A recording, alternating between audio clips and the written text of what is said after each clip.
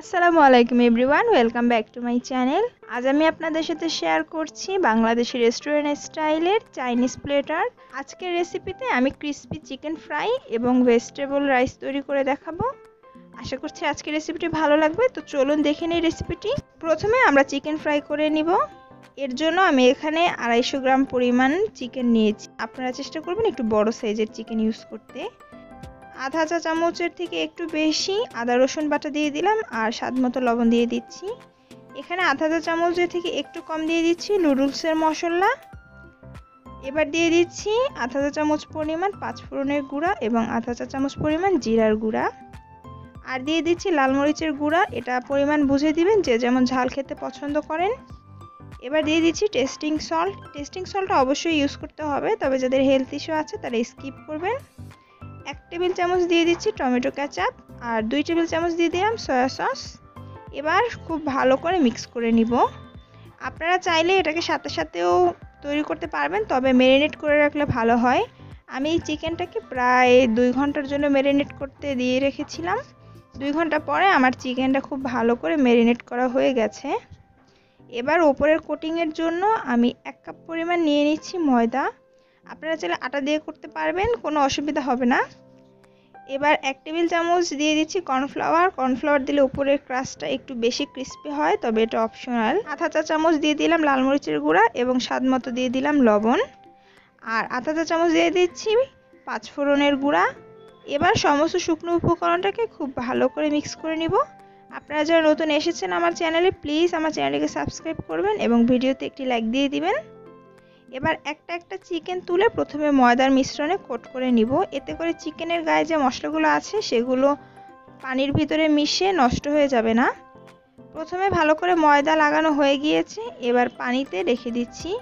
10 থেকে 15 সেকেন্ডের জন্য রেখে দিলে যথেষ্ট, এর থেকে বেশি সময় রাখার কোনো প্রয়োজন নেই। এবার চিকেনটাকে পানি থেকে তুলে আমি আবারও ময়দার মিশ্রণে দিয়ে দিচ্ছি। ময়দার মিশ্রণে দেওয়ার পরে আবারও খুব ভালো করে কোট করতে হবে। এই কোটিংটা যত সুন্দরভাবে হবে আপনার চিকেনের ওপরে কিন্তু তত সুন্দরভাবে একটা ফ্রাইড চিকেনের যে এফেক্ট থাকে সেই এফেক্টটা আসবে এবং বেশ ঝুরঝুরা হবে। আবারও আমি কোট করে পানিতে দিয়ে দিচ্ছি। এরপরে আবারও চিকেনটাকে কোট করে নিব ময়দার মিশ্রণে। আপনারা 3 থেকে 4 বারও এটাকে কোট করতে পারবেন। যত বেশি কোট করবেন ওপরের চিকেনের ক্রাস্টটা তত বেশি ক্রিস্পি হবে এবং ততটাই সুন্দর হবে। তো আমার চিকেনটা কোট করা হয়ে গেছে, দেখতে পাচ্ছেন কত সুন্দর একটা টেক্সচার এসেছে উপরে। এবার এটাকে তুলে নিচ্ছি, আর সবগুলো চিকেন আমি একইভাবে কোট করে নিয়েছি। এই চিকেন আপনারা এয়ারটাইট বক্সে ভরে 1 মাস পর্যন্ত ডিপ ফ্রিজে সংরক্ষণও করতে পারবেন। ভাজার জন্য তেল গরম করে রেখে দিয়েছিলাম।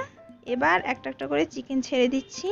তেলটাকে বেশ ভালো করে গরম করে নেবেন, আর তেলে দেওয়ার সাথে সাথে নাড়াচাড়া করবেন না। একটা পাশ হালকা একটু শক্ত হয়ে আসবে, এরপরে এটাকে উল্টে দিবেন।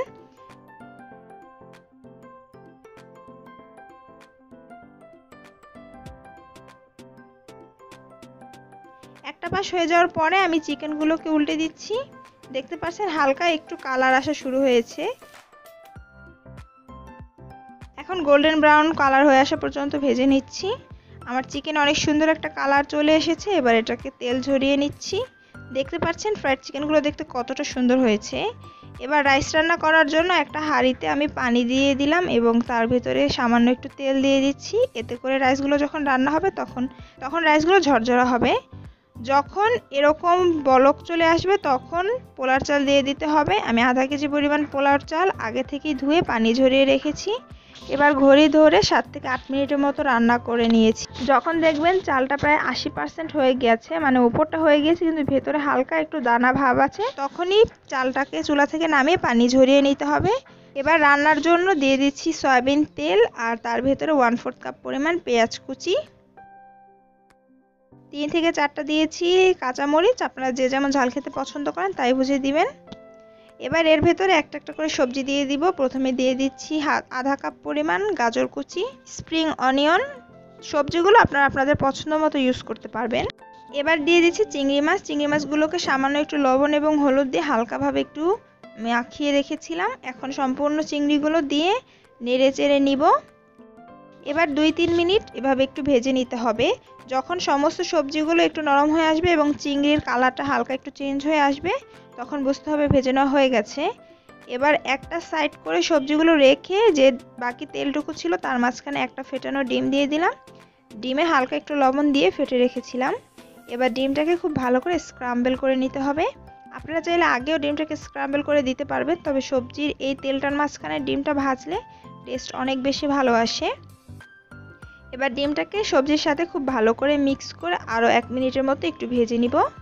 1 মিনিট পরে আমাদের যে রান্না করা চালটা ছিল সেই সম্পূর্ণ চালটাকে দিয়ে দিচ্ছি আর খুব ভালো করে মিক্স করে নিতে হবে। এই মিক্সিংটা যত সুন্দর হবে আপনার সব মশলাগুলো চালের সাথে তত ভালো করে মিশে যাবে। এবার এখানে একটা ম্যাগি মশলা নিয়েছি, আমি 1 প্যাকেট দিয়ে দিচ্ছি আর দিয়ে দিচ্ছি 1 টেবিল চামচের মতো টমেটো কেচাপ আর 2 টেবিল চামচের মতো দিয়ে দিচ্ছি সয়া সস। অবশ্যই সয়া সসটা ইউজ করতে হবে। সামান্য একটু টেস্টিং সল্ট দিয়ে দিচ্ছি, তবে যাদের হেলথ ইস্যু আছে তারা এটা পুরোপুরি বাদ দিতে পারবেন। এবার সামান্য একটু লবণ দিয়ে দিলাম আর খুব ভালো করে মিক্স করে নিব। আপনারা চাইলে এই সম্পূর্ণ ফ্রাইড রাইসটা চিকেন দিয়েও তৈরি করতে পারবেন। সেক্ষেত্রে যখন আমরা চিংড়িগুলো ভেজে নিয়েছি তখন এর সাথে সামান্য চিকেন দিয়ে সেটাকে ভেজে নিতে হবে।